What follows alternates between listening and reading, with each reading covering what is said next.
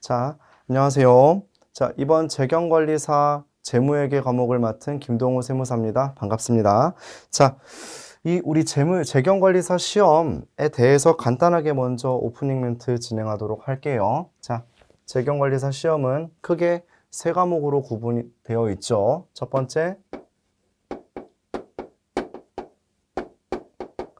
제가 지금 강의할 재무회계, 그 다음 어떤 게 있죠? 어우, 이름만 들어도 머리가 아픈 세무회계가 있습니다. 그 다음 세 번째 어떤 과목이 있죠? 원가관리회계.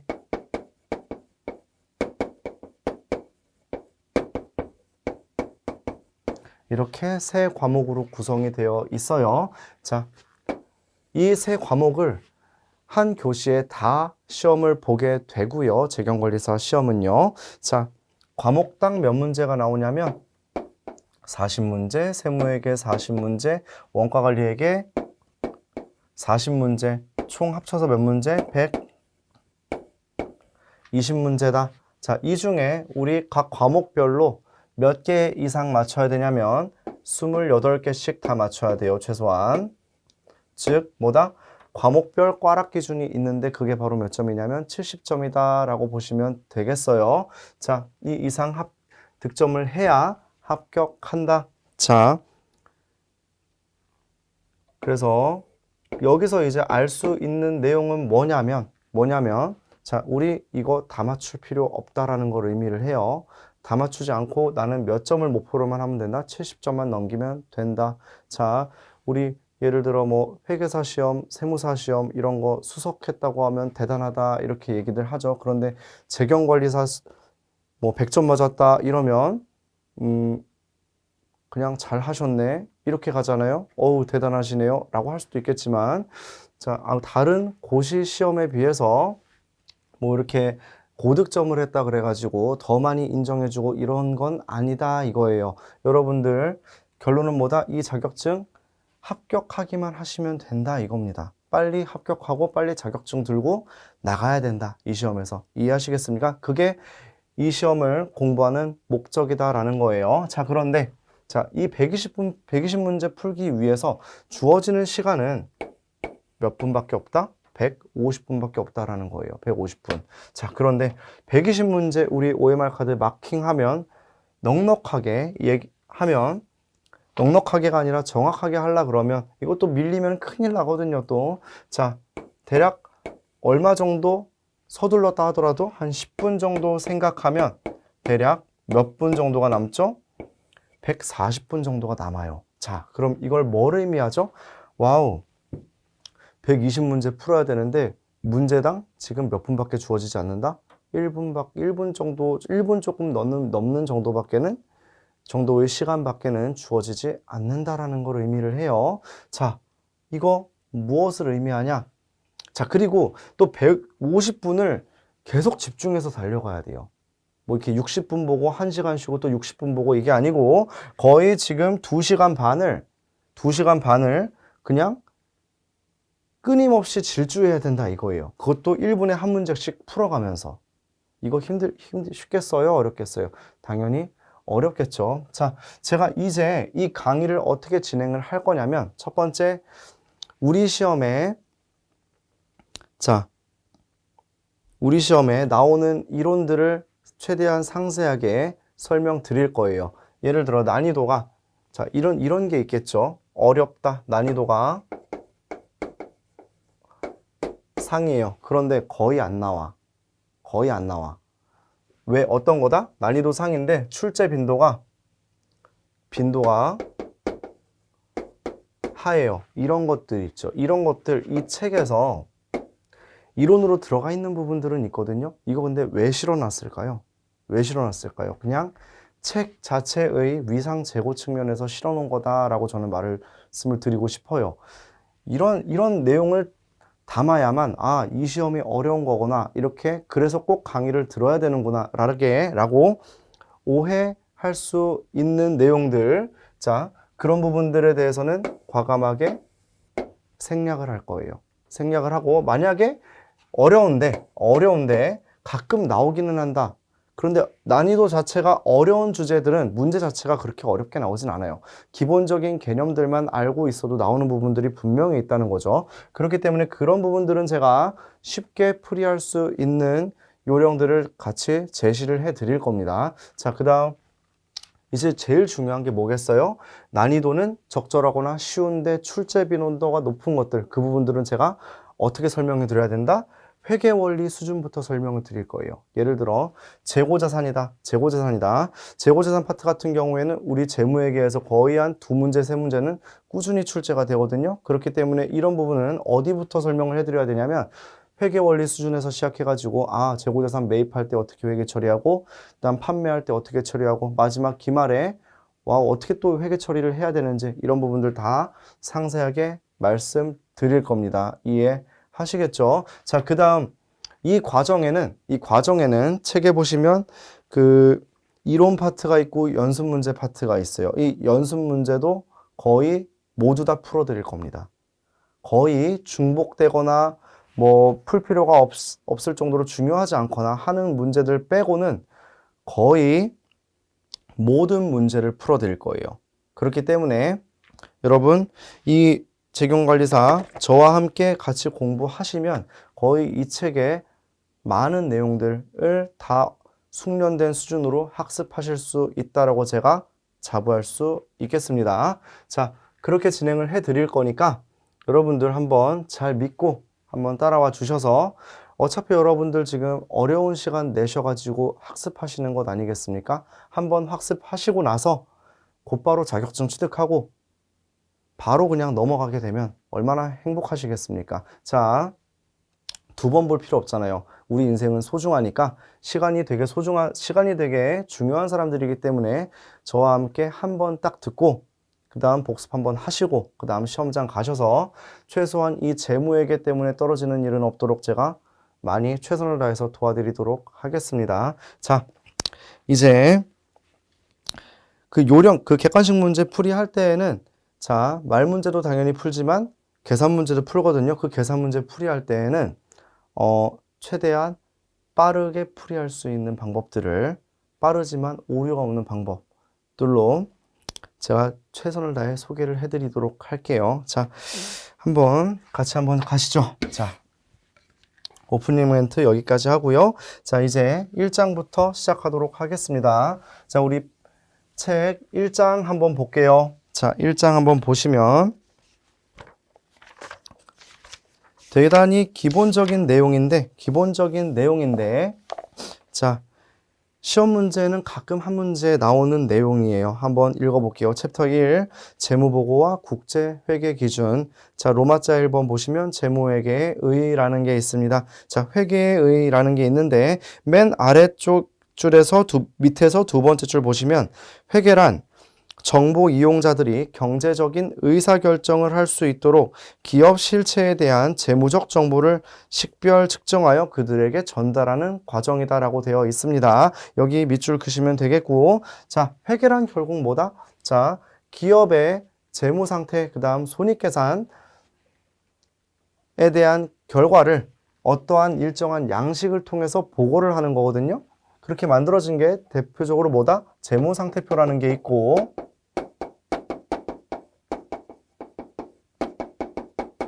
다음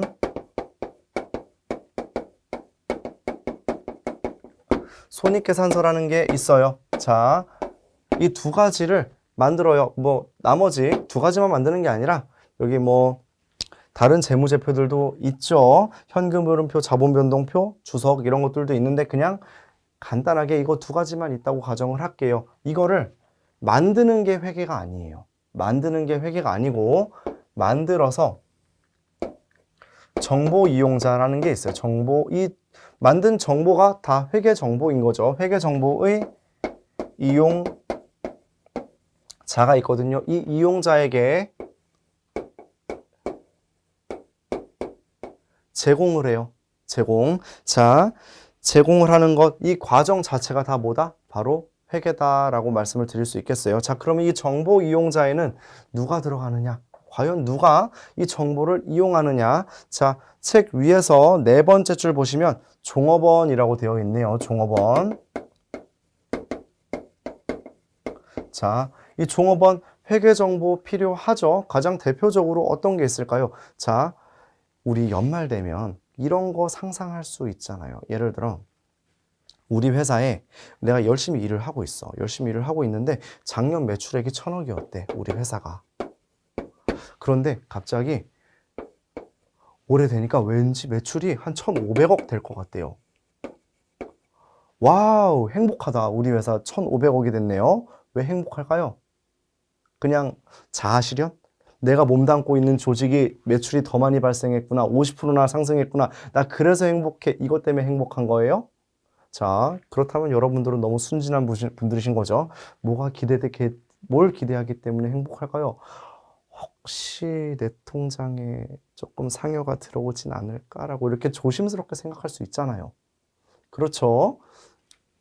이거 제가 지금 뭐 한 거죠? 회사에서 만들어진 재무 정보에 대해서 관심 있는 이유는 뭐다? 내 급여가 잘 지급될지, 혹시나 예상치 못했던 상여가 발생할 수 있진 않은지, 이런 것들을 기대하기 위해서 이 종업원은 회계 정보가 필요한 것이겠죠. 자, 그 다음 두 번째, 주주는 누구죠? 이 회사의 주식의 주인인 거죠. 자, 결국 다르게 얘기하면 뭐다? 회사의 주인이다 이거예요. 자, 이 주주는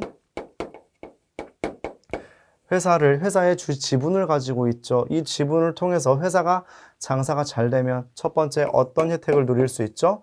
주가 상승을 기대할 수 있겠죠. 그러면 뭐가 된다? 돈을 벌 수 있기 때문에. 두 번째, 이 회사에 이익이 많이 발생했어요. 그러면 이 주주는 뭘 받을 수 있죠? 배당을 받을 수 있겠죠. 자, 이 두 가지 측면에서 있어서 주주는 뭐가 관심이 있다? 당연히 이 회사의 재무 정보가 관심이 있는 거예요. 와우! 이 회사의 자산부채 자본이 얼마가 있고, 두 번째, 이 회사 경영 성과가 얼마 발생했는지 알 수 있게 되겠죠. 그렇기 때문에 이 주주 역시 뭐다? 회계 정보를 이용하는 정보 이용자 중에 하나가 된다. 그 다음 누가 있을까요? 자, 채권자가 있는 거죠. 채권자. 자, 채권자. 자, 간단하게 설명을 한번 해볼게요. A라는 기업이 있고 B라는 기업이 있어요. A라는 기업이 B에게 매출을 했어요. 뭘 팔았단 말이에요. 물건을 팔았어요. 외상 판매를 했는데, 자, 아직 받지 못했어요. 외상 판매를 했으니까 아직 당연히 받지 못했겠죠. 자, A 한 달이 지났어요. 그 다음 또 2달이 지났어요. 이제 구매처에 연락을 한번 해보죠. 3달째 되니까 혹시 지급이 될까요? 안 될까요? 그럼 조금만 기다려달래요. 아직 저희 쪽에서 대금의 회수가 안 된 부분이 있어서 아직 지급을 못하고 있습니다. 조금만 기다려 주십시오. 이 A 지금 어떤 상황이에요? 물건은 갖다 주고 아직 돈 못 받은 상황이잖아요. 마음이 불안하겠어요? 불안하지 않겠어요? 엄청나게 불안하겠죠. 자, 이제 전화를 하는 것만으로는 좀 불안한 거예요. 이제 열어보기 시작합니다. 이 회사의 재무상태표, 손익계산서를 열어봤더니 어떤 상황이다? 이 회사 지금 손실 나고 있는 상황이다. 오, 불안이 현실이 될 것 같은 불안한 느낌이 들죠. 아주 무서운 상황이란 말이에요. 자, 이 A라는 사람, B 회사에 대해서 뭐하죠? 매출 채권을 가지고 있는 채권자죠. 뭐가 필요하다? 본인의 대금 회수 목적에 의해서 이 회사의 회계 정보가 필요한 정보 이용자 중의 하나인 거죠. 이 사람은 채권자다. 자, 그 다음 네 번째, 경영자가 있네요. 와우, 이 경영자 누구죠? 회사의 대표죠. 대표이사는 혹은 주요 임원진은 근로자가 아니죠. 물론 책에는 뭐라고 쓰여 있냐면 올바른 경영을 하기 위하여 회사가 필요로 하는 자금은 얼마인지, 또 미래에 어디까지 성장할 수 있는지를 예측하여야만 한다. 이거는 책에만 나오는 내용이죠. 자, 우리 경영자들은 임원이고 임원은 근로자가 아니죠. 따라서 근로기준법에 적용을 받지 않고 임기가 정해져 있단 말이에요. 1년 있다가 연임이 안 되면 어떻게 돼요? 나와야 돼요. 자, 감이 좀 오세요. 자, 매출액 올해보다 내년이 늘어야 되는 거고요. 내년보다 그 뒤가 더 늘어야 되는 거예요.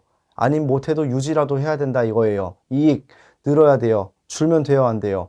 안 된단 말이에요. 왜? 회사의 뭐 그런 것 때문에? 성장 때문에? 아니에요. 아닌 건 아니죠. 물론 회사의 성장 기대해야죠. 네. 뭐 여러분도 좀 오해하실 수 있는 것 같긴 한데 그냥 설명을 위해서 말씀드리는 겁니다. 다 그렇다는 건 아니고. 네. 너무 이렇게 약해지면 안 되나? 자, 뭐다? 본인의 연임을 위해서 뭐가 필요하다? 회사의 재무상태표와 손익계산서가 계속 발전해야 된다. 이해하시겠습니까? 자, 경영자도 그럼 뭐에 포함된다? 정보 이용자에 포함이 된다라고 보시면 되겠습니다. 자, 이제 다음 페이지. 그럼 이 정보 이용자의 유형에 따라서 어떠한 회계로 구분이 되는지에 대해 한번 설명드려 보도록 할게요. 자,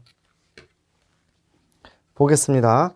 자, 보면 정보 이용자에 따른 구분이라고 되어 있고 밑에 표 있어요. 이 표는 꼭 한번 기억하셨으면 좋겠습니다.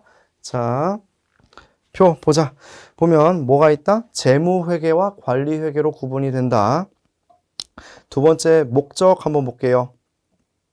외부 정보 이용자의 경제적 의사결정에 유용한 정보를 제공하는 게 재무회계의 목적이고 여기서 외부에다가 동그라미 치세요. 자, 그 다음 관리회계는 경영자의 관리적 의사결정에 유용한 정보를 제공하는 것이다 라고 되어 있네요. 자, 이제 위에 있는 의로 가서 자, 기업의 재무상태, 재무성과, 자본변동, 현금 흐름을 표시하는 거다. 재무회계는 그 다음 뭐다? 외부 보고 목적으로 만들어지는 게 바로 재무회계다. 그런데 관리회계는 뭐다? 의사결정을 위한 정보의 제공, 그 다음 뭐 경영계획, 통제를 위한 회계, 그 다음 제일 중요한 것보다 내부 보고 목적이다. 자, 이거 두 개를 가장 간단하게 비교를 하려면 자, 보시면 재무회계는 의 목적은 외부 보고 목적인 거예요. 그 다음 관리회계는 내부 보고 목적인 거죠. 자, 그렇기 때문에 자, 내부 보고예요. 우리끼리 사장님이 원하는 자료 이건 거죠. 따라서 양식이 필요 없어요.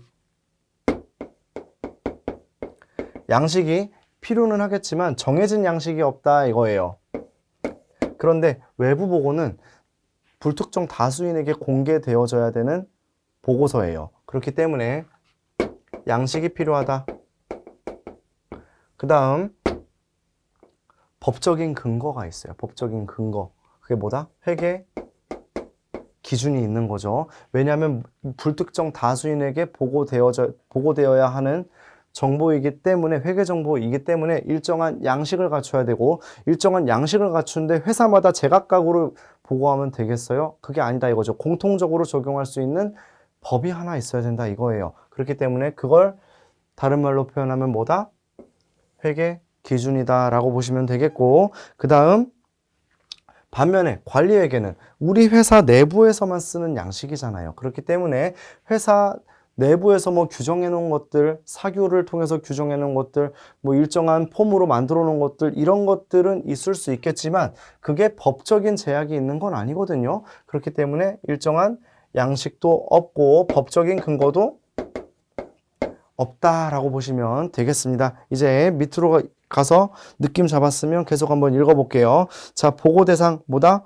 투자자, 채권자 등 외부 이해 관계자다. 다음 관리에게는 보고 대상이 누구다? 경영자라고 되어 있고 작성 근거 일반적으로 인정된 회계 원칙 옆에다가 쓰세요. 회계 기준이라고 쓰세요. 그 다음 관리에게는 뭐다? 경제이론, 경영학, 통계학 등 이렇게 되어 있네요. 자, 뭐다? 일정한 근거가 없다라는 거죠. 여러 가지 쓰일 수 있는 모든 것들은 다 쓴다라고 생각하시면 되는 거예요. 자, 보고 양식이 있다고 말씀드렸죠. 재무, 제표가 되겠고 재무에게는. 다음 관리에게는 뭐다? 일정한 양식이 없다. 그 다음 보고 시점. 보통 1년 단위라고 되어 있는데 중간 재무 보고도 있죠. 반기도 있고 분기도 있다. 그런데 관리에게는 뭐다? 자, 사장님이 갑자기 출근하면서 우리 지금까지 매출 얼마야? 이런 식으로 물어보죠. 뭐다? 수시다. 자, 그 다음 법적 강제력 있죠. 그 다음 관리에게는 법적 강제력은 없습니다. 아, 강제력이 있기는 있네요. 사장님이고 법이니까. 뭐 근데 그게 우리 법률로서 규정된 것들은 아니잖아요. 자, 이렇게 재무회계와 관리회계의 차이에 대해서 간단하게 설명드렸고 이제 다음 페이지 한번 보도록 할게요. 재무회계와 재무보고. 자, 1번 볼게요.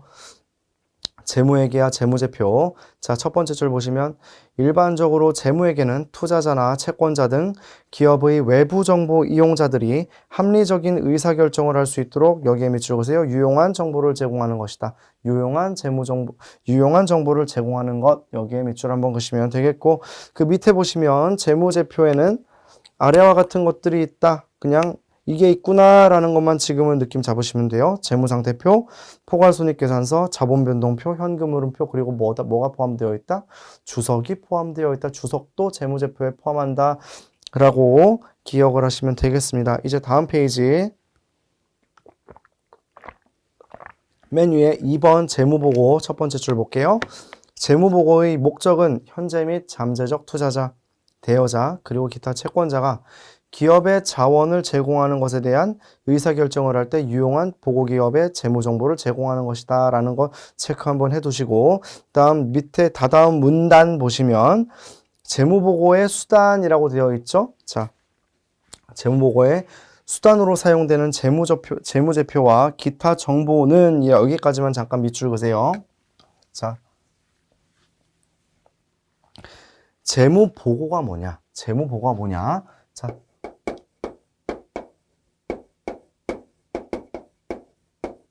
지금 회계정보 이용자가 있죠. 자, 그리고 기업이 있어요. 기업.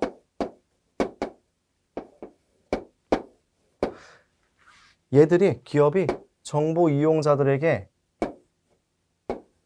뭘 해야 돼요? 정보를 제공해야 돼요. 그런데 무슨 정보를 제공을 하냐면 재무 정보를 제공해야 돼요. 그런데 그럼 정보를 제공하는 건 알겠는데 이 재무 정보를 제공한다는 게 뭐냐면 재무보고라고 하거든요. 재무보고.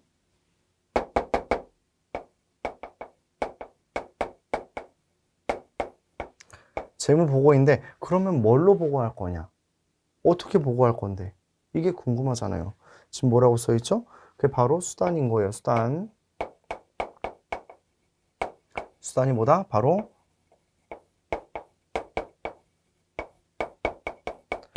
재무상태표, 손익계산서, 자본변동표, 현금흐름표, 주석 이렇게 재무제표에 포함이 되어 있고 그 다음 뭐 기타 정보다.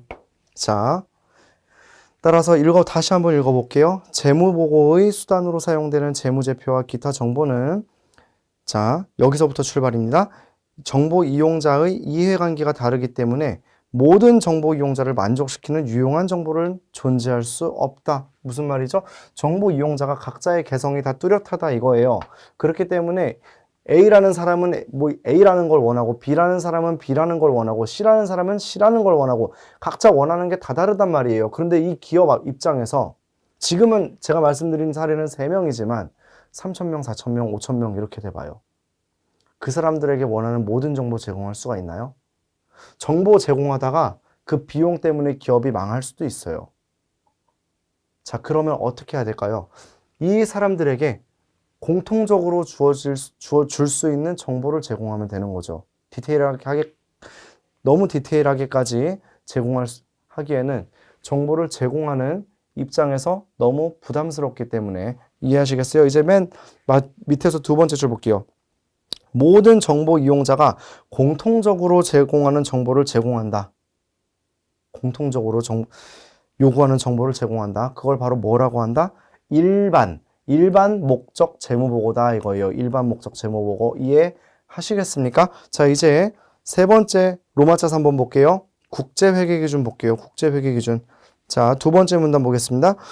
국제적으로 통일된 회계기준에 의하여 재무제표가 작성되면, 자, 다른 국가의 두 번째 줄, 두 번째 문단 두 번째 줄인 거예요. 다른 국가의 회계 원칙에 따라 재무제표를 재작성할 필요가 없으므로 이에 대한 노력과 비용을 절감할 수 있다. 그 다음 회계정보의 국제적 비교 가능성과 신뢰성이 제고될 수 있다. 이게 무슨 말이냐면 국제회계기준 왜 나왔을까요? 국제회계기준.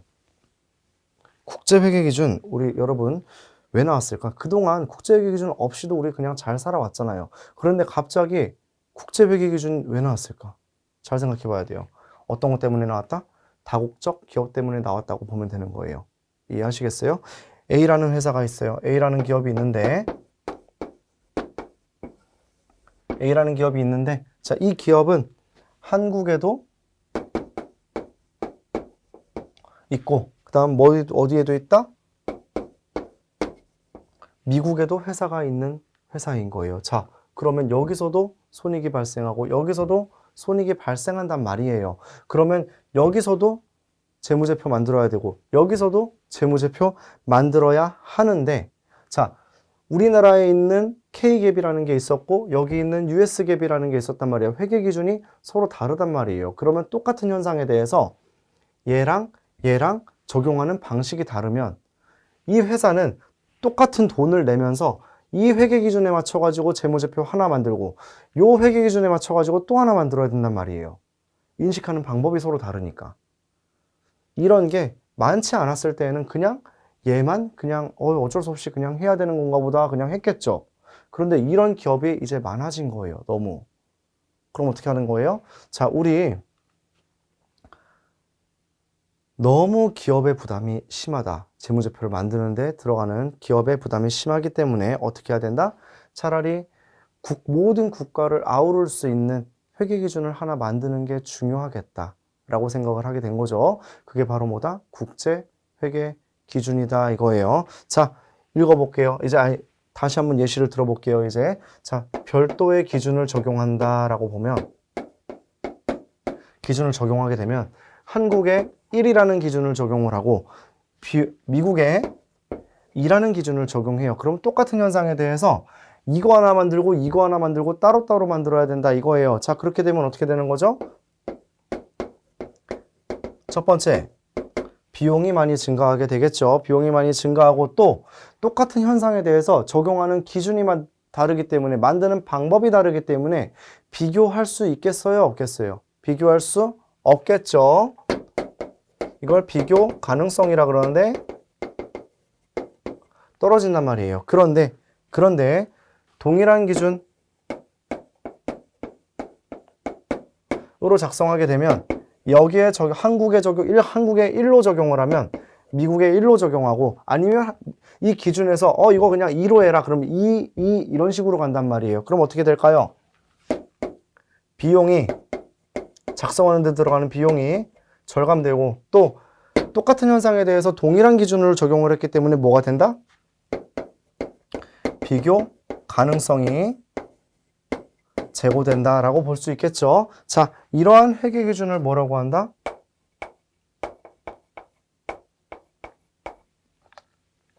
국제 회계 기준이라고 하는 거죠.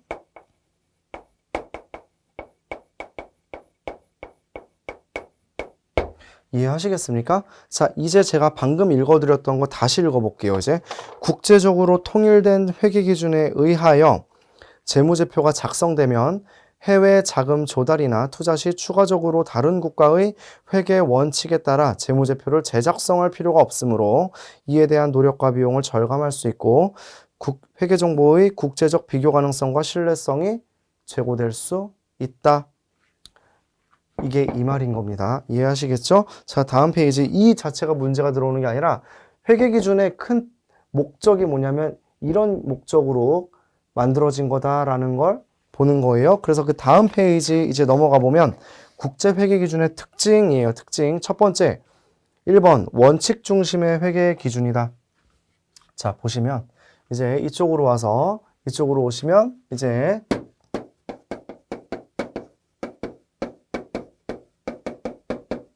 원칙 중심의 회계 기준이다. 이게 무슨 말일까? 대응되는 개념이 뭐가 있을까요? 바로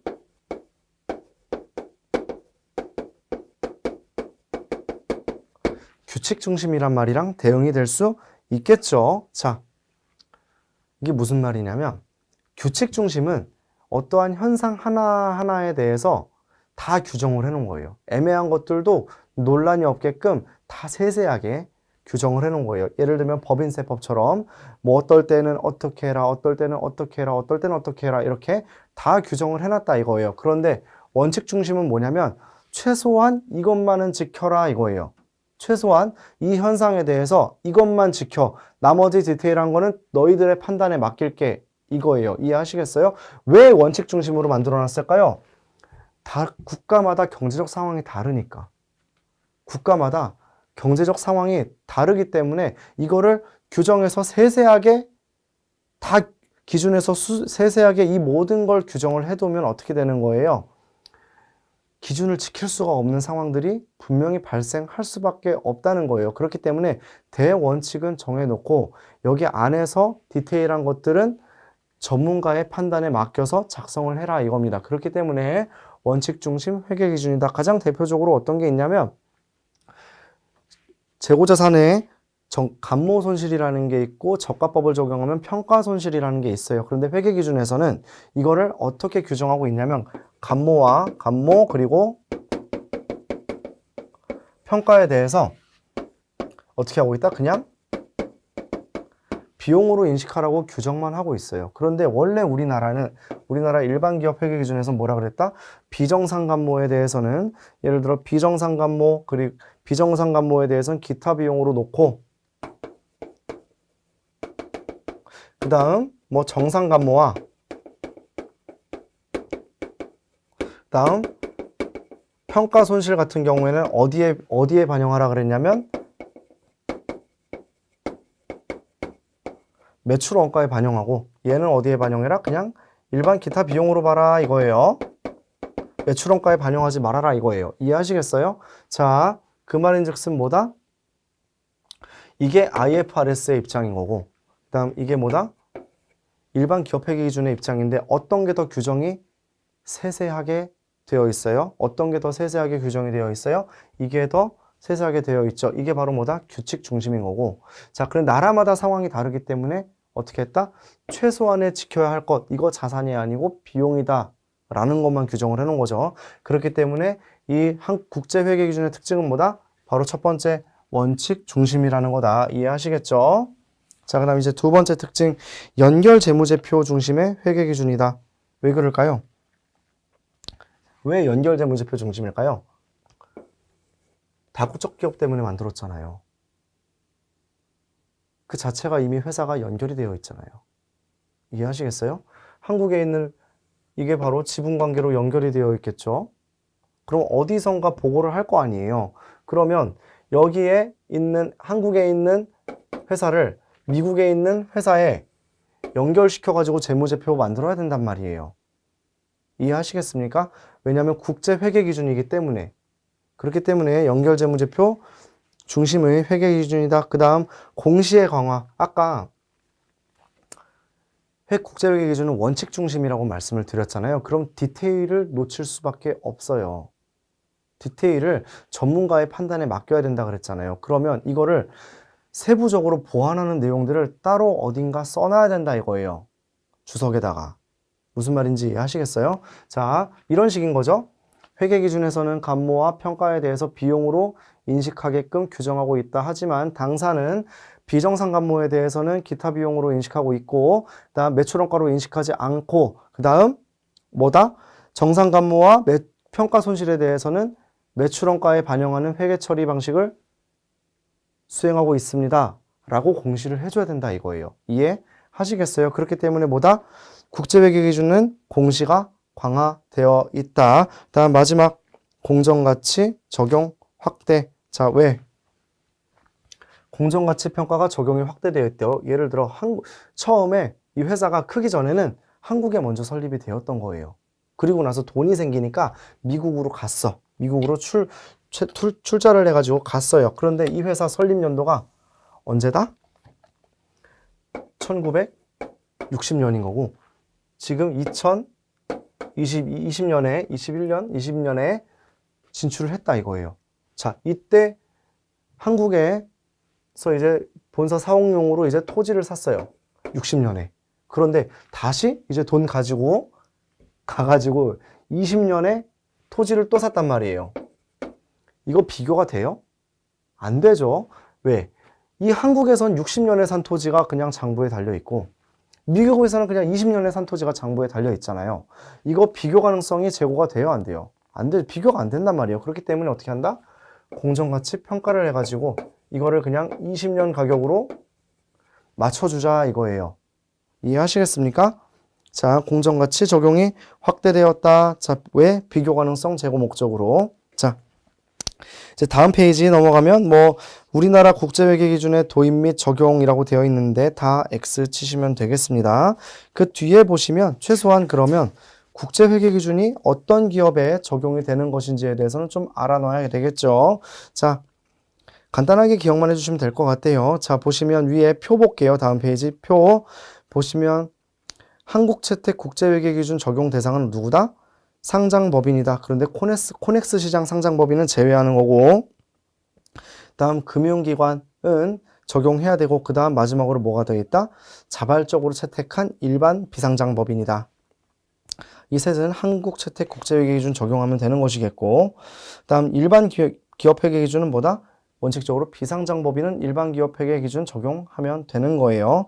이해하시겠죠? 자, 이제 뭐 밑에 있는 국제회계 기준의 제정과 도입 이런 내용들은 다 그냥 궁금하신 분들만 참고하시면 되겠습니다. 자, 이렇게 1장 그리고 오프닝 강의 이렇게 다 진행했고요. 자, 이 강의 한번 보시고 또 나는 이 김동호 세무사랑 앞으로의 과정 또 함께 하고 싶다 그러면 이제 구매 버튼 누르셔서 다음 강의부터 또 열심히 한번 같이 공부해 보도록 하겠습니다. 자, 이제 잠깐 쉬었다가 이제 연습 문제 풀이부터 진행하도록 할게요. 모두 고생 많으셨습니다. 네.